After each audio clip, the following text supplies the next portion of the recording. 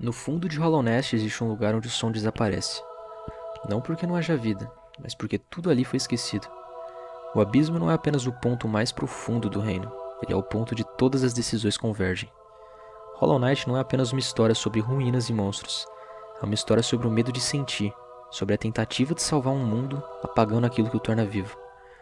Bom, eu sou o Nexo e hoje a gente vai descer até o abismo. Não para lutar contra as Shades ou os besouros de lá, mas para entender.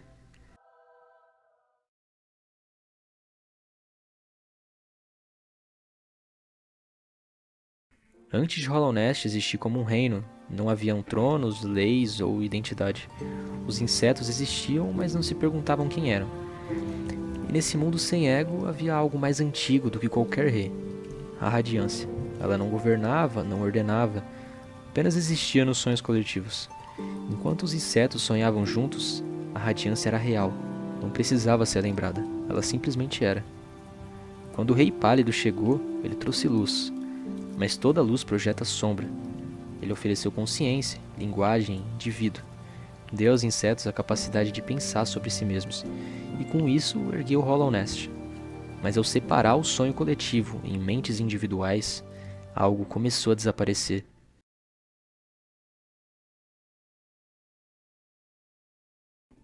O rei não entendeu a radiância como memória reprimida. Ele a viu como uma corrupção, mas o que realmente o aterrorizava não era a radiância, era perder o controle. A consciência que ele havia dado ao reino agora o ameaçava, então ele tomou sua decisão final: salvar Hollow Nest.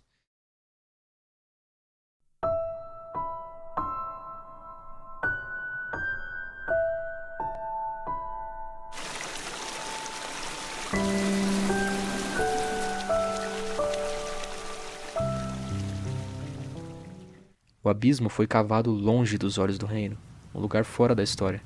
Ali, o rei e a dama branca geraram filhos, não por amor, mas por necessidade. Eles eram apenas vasos, seres criados para não desejar, para não sonhar, para não lembrar. Cada vaso lançado no escuro era uma tentativa. Cada corpo esquecido era um erro descartado. E o abismo não é o fundo do mundo, é o ponto onde a ética do rei terminou.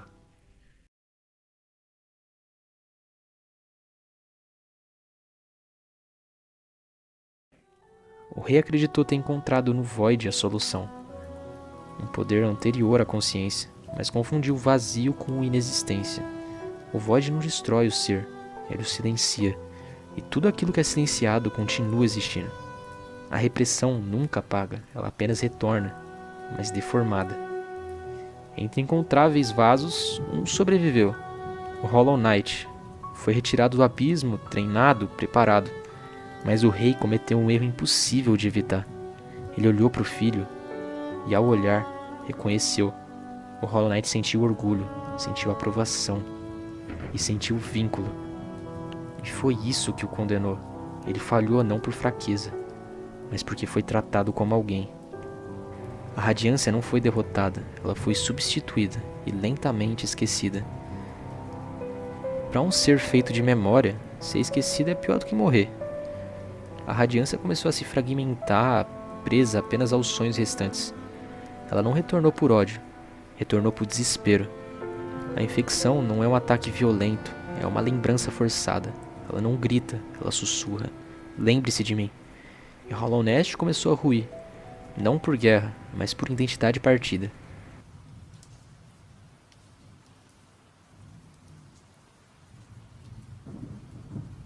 O rei acreditava que um ser podia nascer como um propósito fechado.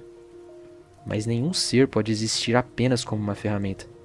A existência vem antes da função, e o Hollow Knight existiu, e por isso sentiu. O plano do rei estava condenado desde o início. A radiância não é o oposto do rei, ela é seu reflexo. Ambos tentaram existir através dos outros. Um quis ser lembrado, o outro quis ser obedecido. Entre memória forçada e controle absoluto, Hollow Knight se partiu.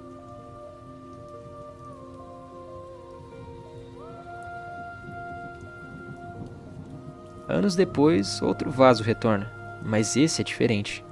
Ele não foi escolhido, não foi observado, não cresceu sob expectativas. Ele não carrega o peso de salvar o reino, ele apenas caminha por seus restos. Ele cai no abismo e ninguém o impede. Pela primeira vez, um vaso existe sem precisar provar que é vazio. O cavaleiro que controlamos, ele não é especial por ser mais forte, ele é especial porque ele é livre. Enquanto o Hollow Knight foi montado para conter, o cavaleiro é livre para decidir. Ele não elimina o Void, ele o aceita. E ao aceitá-lo, ele não se perde, ele se integra. E aqui Hollow Knight toca numa verdade existencial. Não somos aquilo que fomos feitos para ser, mas aquilo que escolhemos nos tornar.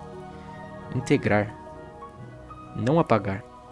O rei tentou apagar o passado. A radiância tentou forçá-lo a retornar.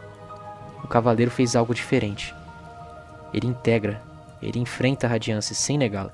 Ele aceita o Void, sem se dissolver. E ao fazer isso, ele rompe o ciclo entre esquecimento imposto e memória violenta.